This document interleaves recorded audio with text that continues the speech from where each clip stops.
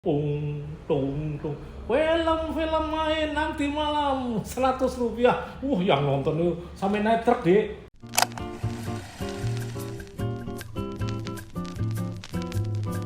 Halo teman-teman, balik lagi di Hidden History bareng sama aku Belinda.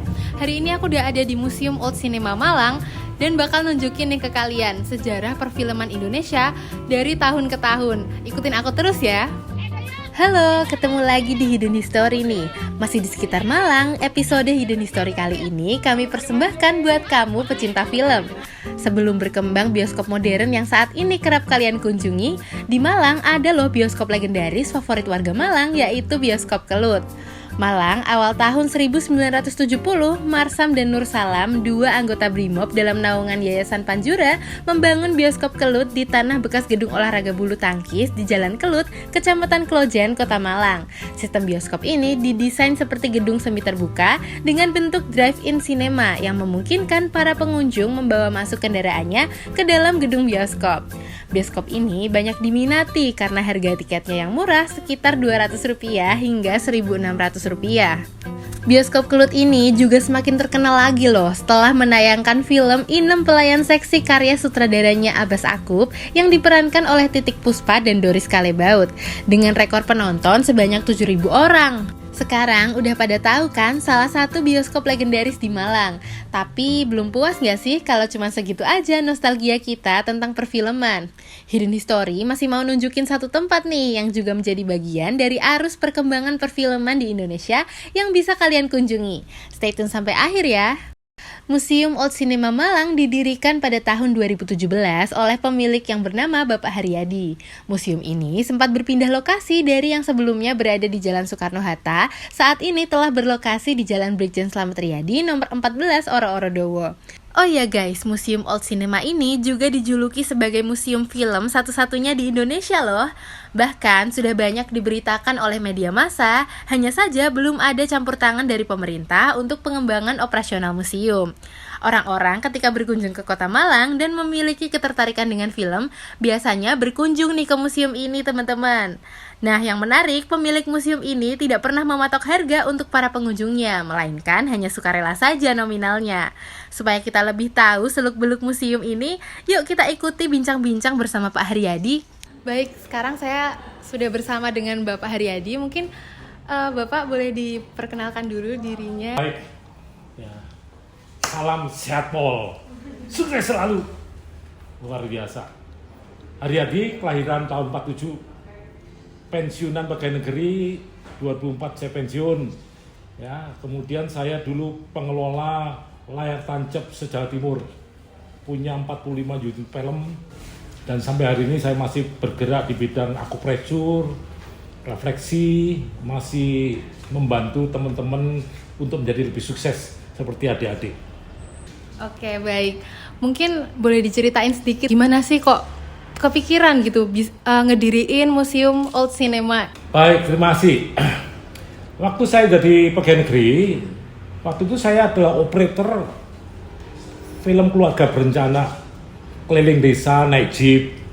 Waktu itu belum ada stasiun televisi swasta ya, masih stasiun televisi nasional, hanya satu. Kemudian kita memutar film, ternyata pengunjungnya ribuan, keliling Kota Malang, ribuan, nontonnya filmnya film keluarga berencana. Wah, setelah itu saya berpikir kalau yang ribuan ini saya punya duit dan saya membuka kayak misbar, gerimis bubar layar tancap. Wah, saya pasti sukses dong duitnya. Akhirnya dengan semua kemampuan yang saya punya, termasuk menjual perhiasan, termasuk utang dengan bunga 10% per bulan, saya memberi proyektor pertama. Kemudian saya dari sepeda pancal, saya beli sepeda motor dengan menjual semua perhiasan, tidak punya uang. Nah, saya dengan istri keliling, ya. Kemudian kita melihat posisi-posisi lapangan. Lapangan diberi gedek waktu itu. Gedek itu namanya gedek guling, jadi kulitan bambu.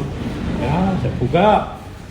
Istri saya menjual kardis, kemudian penjaganya adalah para preman di daerah itu masing-masing ya. Kardisnya Rp100 ya, waktu itu Rp100, yang nonton 1.000 orang. waktu saya memutar film Panggilan Ka'bah di Donomulyo, film dokumenter naik haji ya, yang nonton 5.000 orang. Wah, senang sekali saya. Wah ini, kemudian akhirnya dari satu proyektor menjadi 45 proyektor.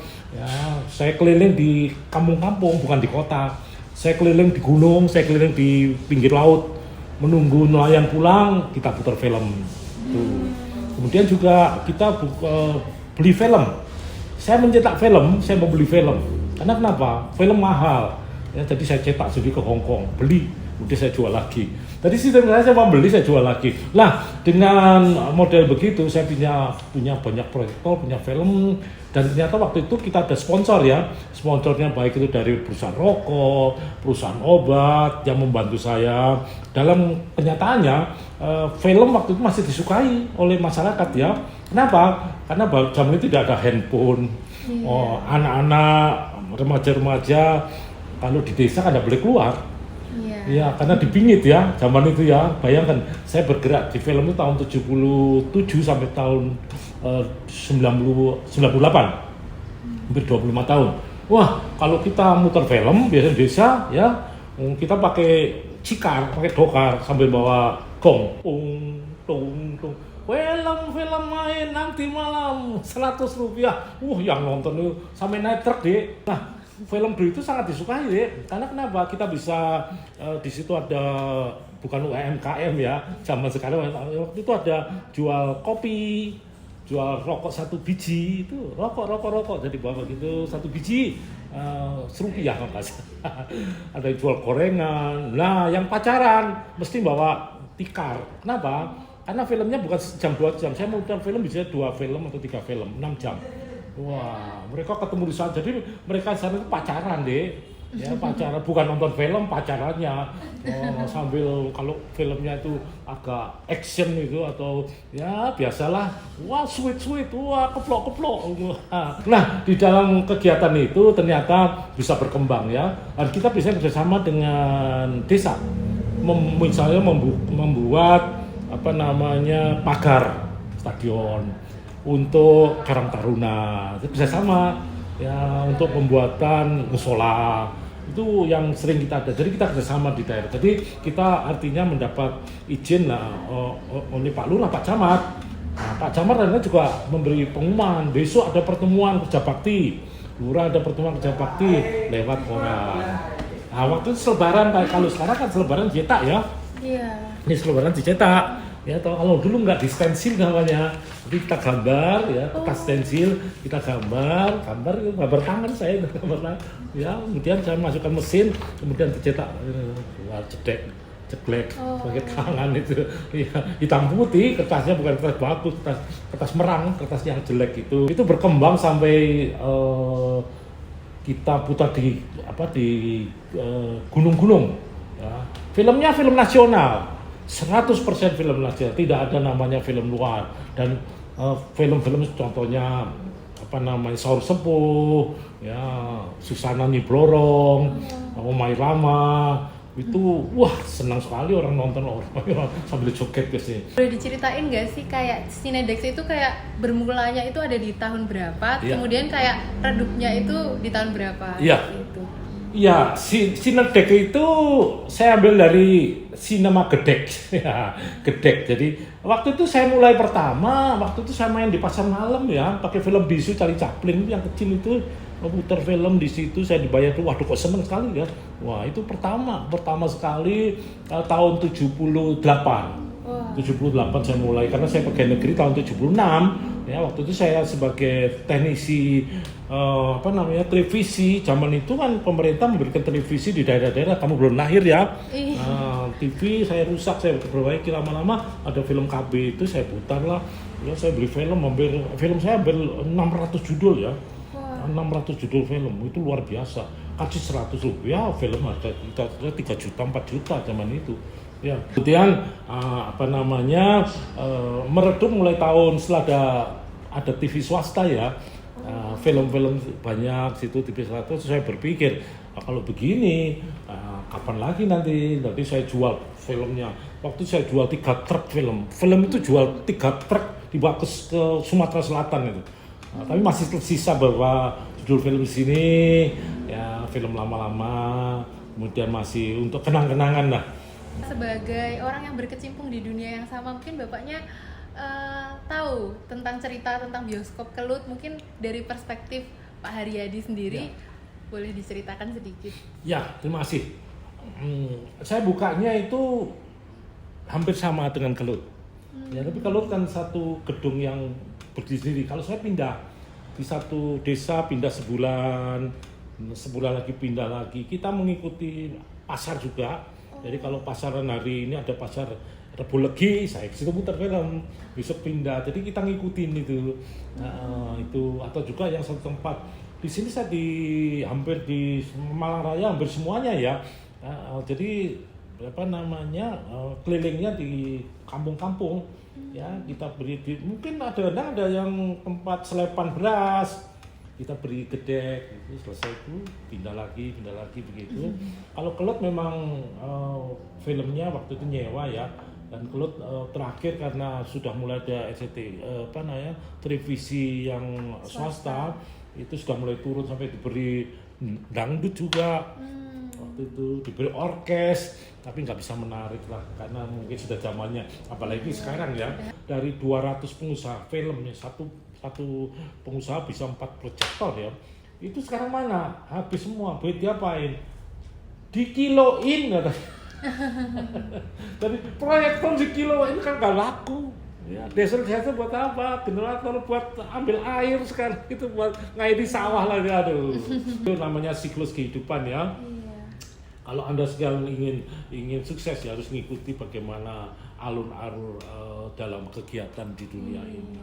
Mungkin dari museumnya sendiri tadi kan sempat diceritain kalau ada beberapa film yang nggak dijual gitu, disimpan. Mungkin boleh diceritain sedikit benda-benda apa aja sih yang ditinggalin buat dipajang di museum? Ya, banyak gambar-gambar.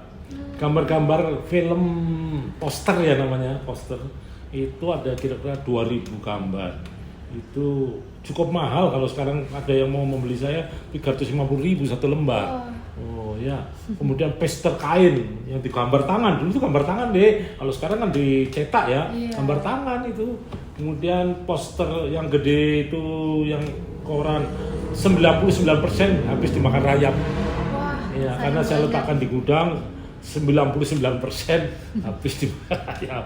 Ya, yang masih tersisa ya film-film seperti Saus Sepul lah, film perang lah. Ya, nanti bisa ditonton ya, bisa nanti ada tonton sedikit. Kemudian Omai Rama lah, ya kayak Dono Kasino masih ada, bisa ditonton. Cuma kalau film itu beda dengan video ya. Video itu kalau sudah berpuluh tahun warnanya tetap. Kalau film itu menjadi merah karena ada proses kimiawi di dalam film itu yang menjadi perubahan. Warna hijau jadi merah, warna biru jadi merah, warna kuning jadi merah, jadi kelihatannya cuma merah dan putih saja. Itulah, itu kebanyakan film lama ya. Film itu dalam waktu 1 detik itu 24 gambar. Yang 1 detik 24 gambar. 1 menit itu 24 gambar, kurang lebih hampir semeter ya.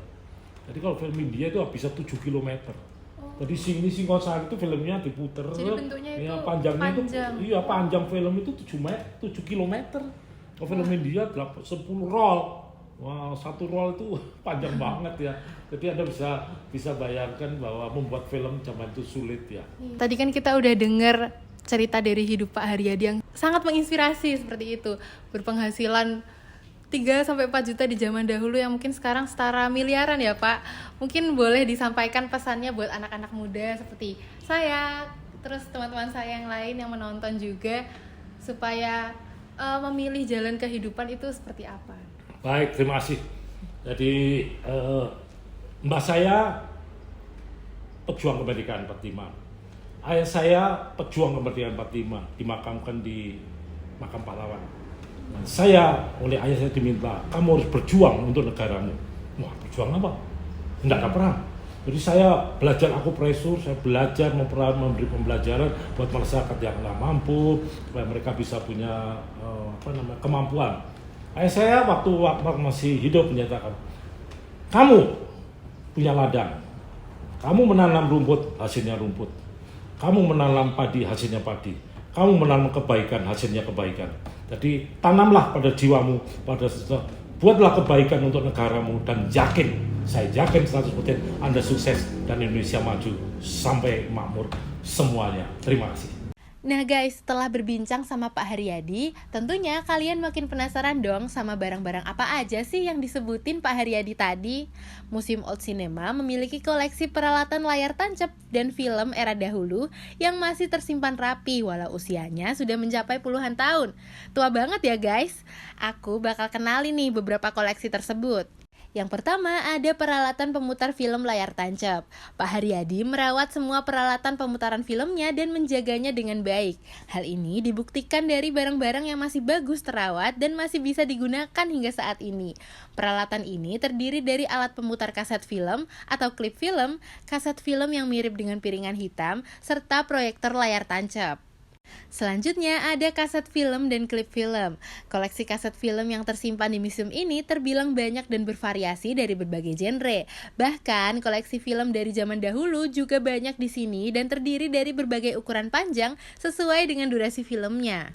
Nah, yang ketiga, ngomongin film pasti nggak lengkap dong kalau nggak ada posternya. Pada saat layar tancap Cinedex 14 milik Pak Haryadi masih berjaya, poster ini sangat membantu beliau dalam menyebarluaskan film-film terbaru yang akan ditayangkan pada Cinema Gedex miliknya. Poster film ini juga masih tersimpan rapi dalam etalase museum dan dapat dilihat oleh para pengunjung. Nah, selanjutnya yang keempat ada flyer. Flyer yang ada di museum ini pernah digunakan Pak Haryadi untuk memberikan edukasi kepada anak muda agar mengenal bioskop keliling yang sudah ada sebelum adanya bioskop konvensional dan modern. Yang terakhir ada banner pertunjukan. Banner ini juga digunakan sebagai informasi kepada masyarakat di desa-desa saat adanya pemutaran film. Uniknya, banner ini digambar langsung dan tidak menggunakan printing apapun loh. Bahkan, walaupun usianya sudah puluhan tahun, banner ini masih sangat terlihat jelas dan tidak memudar gambarnya. Wah, memukau banget ya koleksi barang-barang di Museum Old Cinema ini. Sebagai informasi nih, kalau kalian berkunjung ke sini, bisa juga loh menyaksikan pemutaran film era dulu yang tentunya menambah pengetahuan dan pengalaman tersendiri.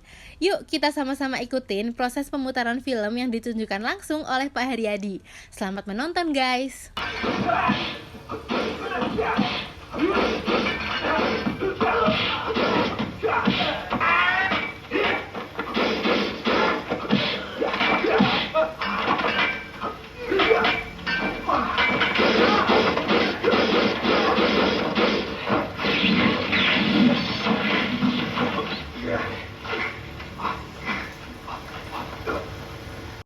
Gimana? Udah puas belum nih guys ikut aku menjelajahi cerita-cerita bersejarah terkait perfilman di Malang hari ini?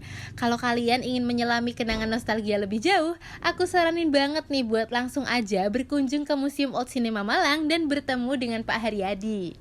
Oke teman-teman, sampai di sini aja petualangan kita hari ini. Gimana? Seru nggak? Seru dong pastinya. Makasih udah ngikutin aku terus sampai Hidden History episode terakhir ini. Sampai ketemu di lain kesempatan ya. Bye!